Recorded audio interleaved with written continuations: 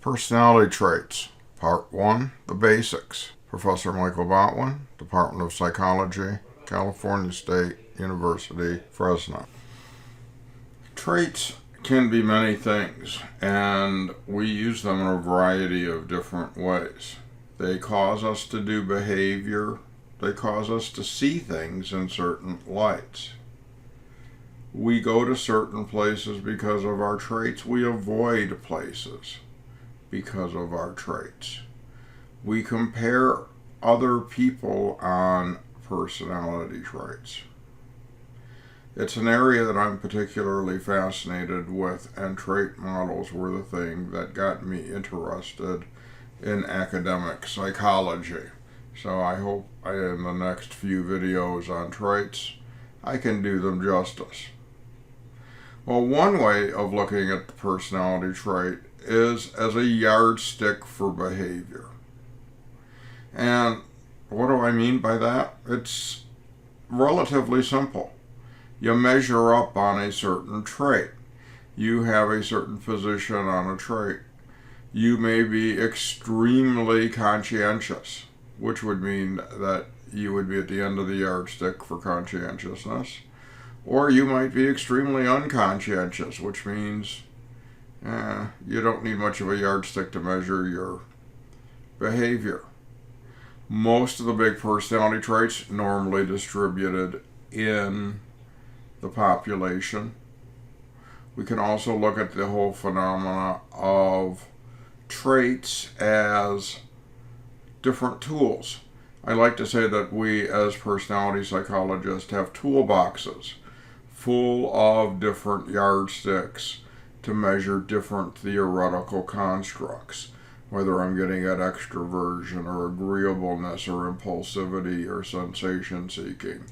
You name it, I can have a toolbox full of different tools to assess these traits. Now, traits also are, if we can get the PowerPoint to budge, there we go, the way we describe other people.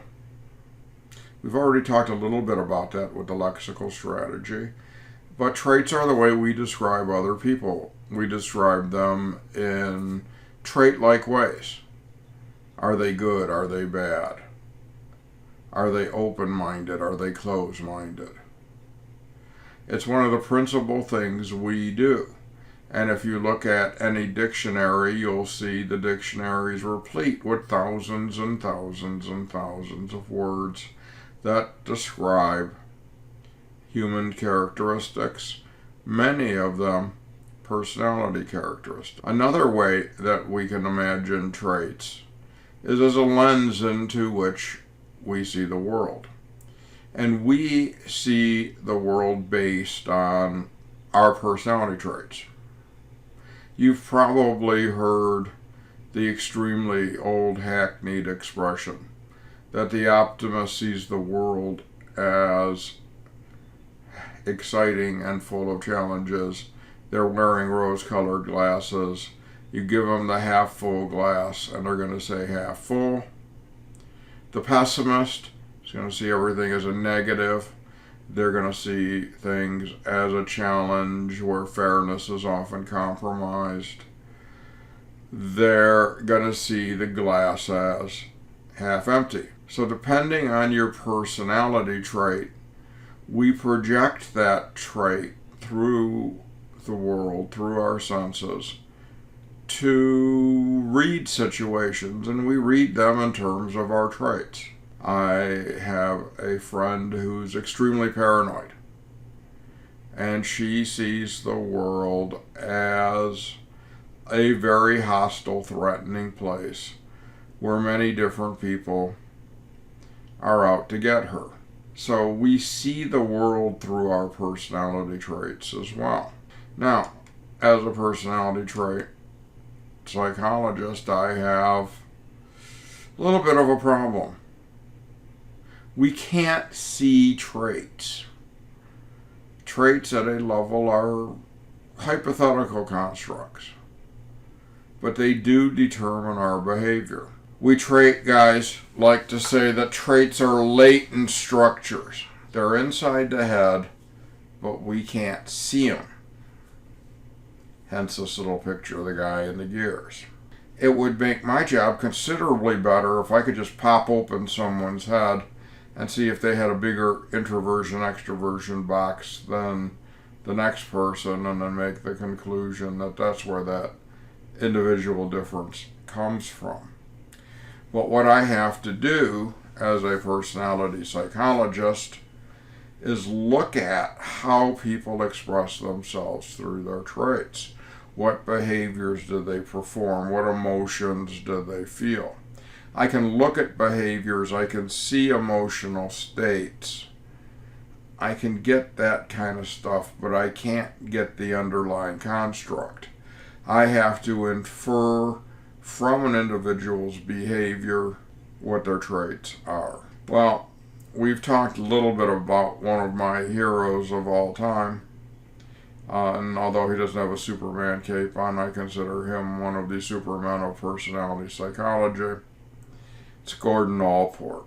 1937, Gordon Allport published the first major textbook on personality psychology.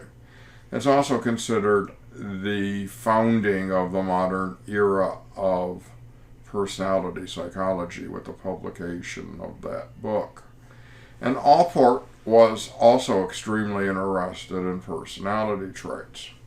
And I happen to think he's the trait guru. And stuff that he said from the 1930s through the middle of the 1960s, I think was so robust and so insightful that these things still apply to this very day. So let's look at a couple of things that Allport sees when he talks about traits. First, on this slide, we talk about traits as expressing what a person generally does across different situations. Now, as you continue to progress through this class, you're going to see one of the things that we're really not good at is predicting the exact behavior someone's going to perform at the exact time and place. So traits, even though they're pretty cool things, do not express what a person's going to do in a specific situation. Now, we can pretty much make a good guess. Most of us make good guesses about such things. Let me pop my headrest here, it's bugging me, sorry. And, there we go. What we look at with these traits are generalities.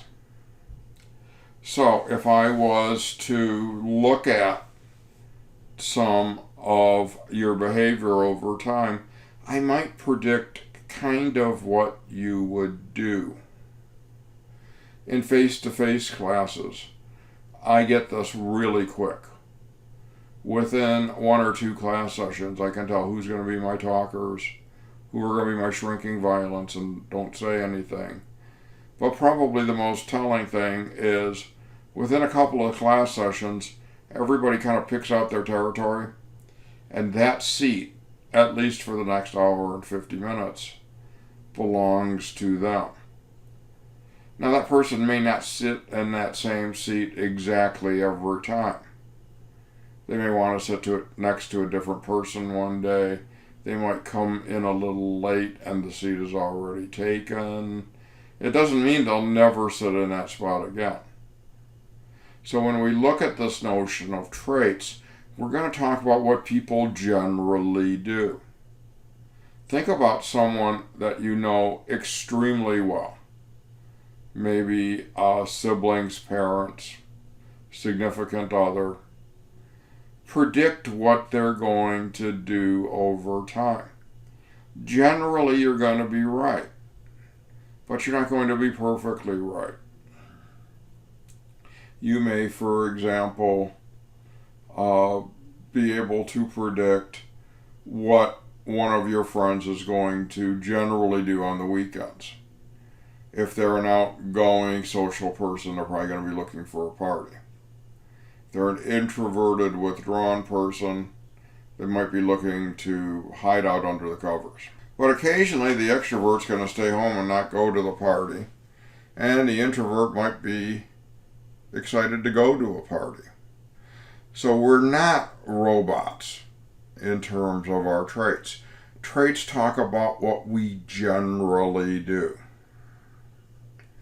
Now, we started this class with Gordon Allport's definition of personality, and it's about time to hit you with his definition of a personality trait.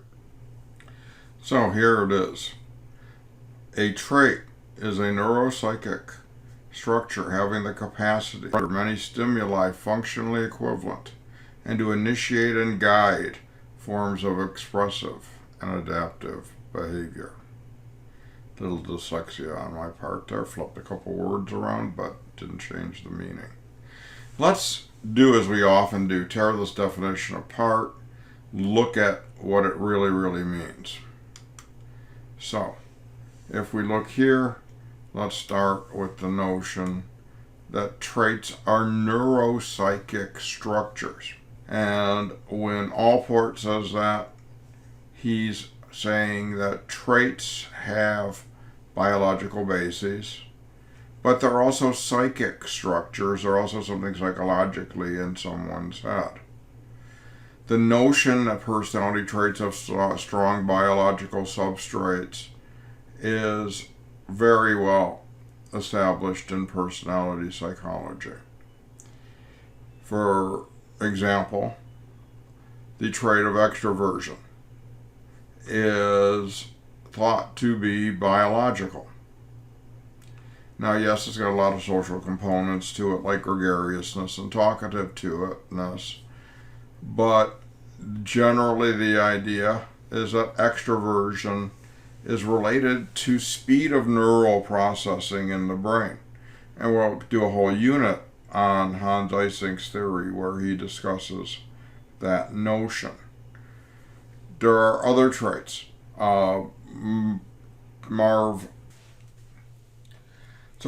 Zuckerman says that personality traits are related to biology, especially in one of the main traits that he has investigated. And that trait is sensation seeking. Sensation seeking is the tendency for individuals to do high-risk behaviors. And Zuckerman has found that those high-risk behaviors are related to the lack of a chemical in the brain called monoamylase oxide. People who don't have a lot of monoamylase oxide tend to try to augment it by doing what Zuckerman calls sensation seeking. They engage in high-risk behaviors, whether it's skydiving, bungee cord jumping, motorcycle riding, stuff like that. When they perform those behaviors, do those things, their body naturally makes more MAO. There are strong biological links to other traits like impulsivity as well. So the history of personality traits being biological goes all the way back to the ancient Greeks. So, what's next? Traits have the capacity to render many stimuli functionally equivalent. Good old 1960s writing on Allport's here. All this means is that we see traits through our eyes, which are affected by our personality traits.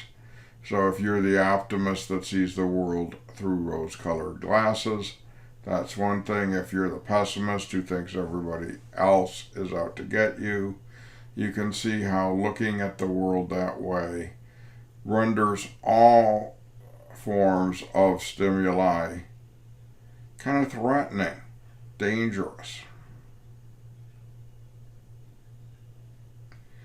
And, oops, missing a slide here. I'm just going to do it on the wing. Initiate and guide forms of adaptive and expressive behavior.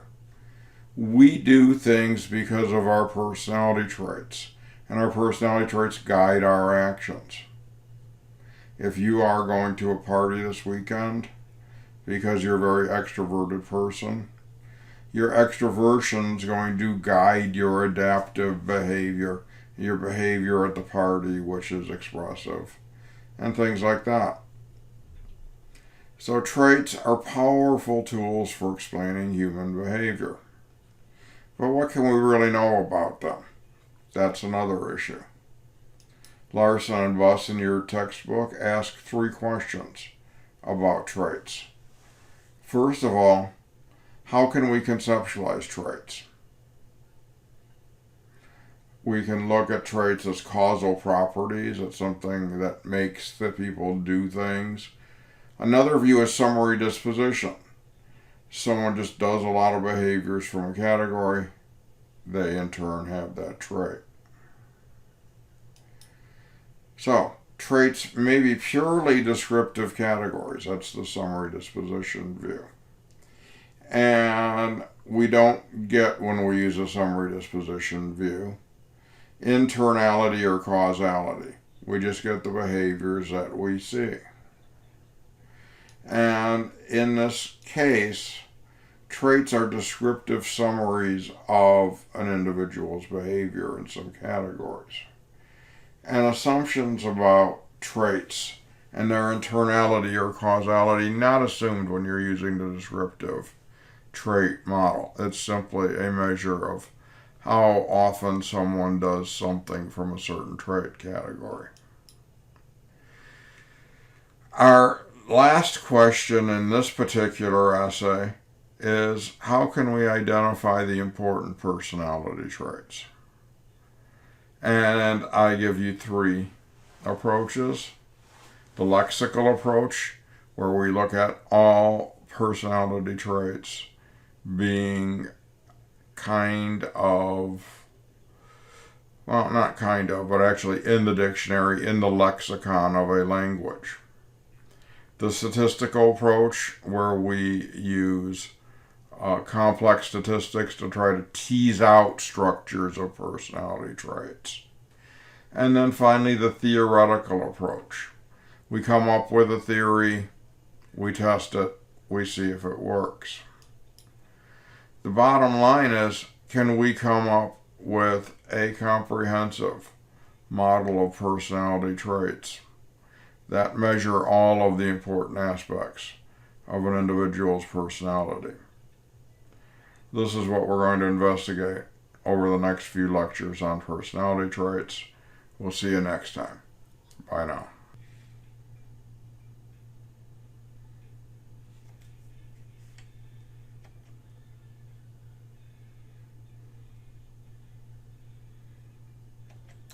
This has been a We Have Couches video production. Copyright 2020, Professor Michael Botwin, all rights reserved.